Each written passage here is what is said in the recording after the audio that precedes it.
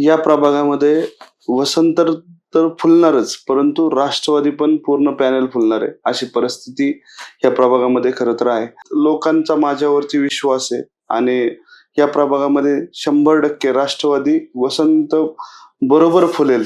तुम्ही याच्या आधी खरे म्हणजे ओळखले गेला होतात ते श्री साईनाथ सोशल फाउंडेशनच्या माध्यमातून. बरोबर 2004 ला स्थापन केलं गेली. आता 20-25 वर्ष तुम्ही त्या माध्यमातून काम करता. बरोबर.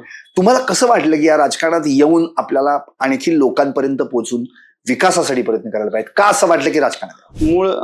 मूळ असं आहे की मला कधीही मी राजकारण म्हणून पाहिलं नाही. राजकारण हे समाजकारण कशा पद्धतीने झालं पाहिजे याचा मी विचार केलाय. वयाच्या 15व्या वर्षापासून मी समाजकार्यात काम करतोय. तुमची ओळख पिंपरी चिंचवडमध्ये आरोग्य सेवक म्हणून जास्त आहे. तुम्ही त्यावर जास्त काम करता. लोकांच्या मनात घर करणं ही खूप अवघड गोष्ट आहे. लोकांचा विश्वास माझ्यावरती जो लोकांनी ठेवलेला तो अतिशय प्रामाणिकपणे ठेवलेला. टाटा मोटर्स आणि तुमचं काय नातं आहे? आणि मी एक कामगाराचा मुलगा आहे, त्यामुळे मला ह्या गोष्टीची जाण आहे. माझी अशा लेवलला एक ओळख तयार झाली की बाबा मला प्रत्येक जण आपल्या कुटुंबातला मानतोय. तुमच्या कार्यकाळात कुठली कामं झाली, माझं नाव टाकून जरी मागवली तरी त्या ठिकाणी महापालिका उत्तर देऊ शकते.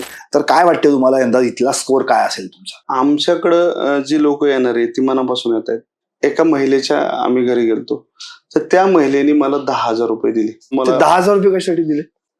दादा काही करा पण तुमची ह्या परिसराला गरज आहे आणि तुम्ही आमच्याकडे लक्ष द्या.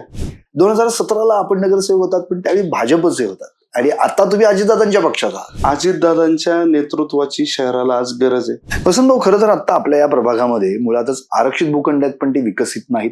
उद्यानं नाहीयेत. ज्येष्ठांसाठी विरंगुळा केंद्र वगैरे ते पण नाहीये.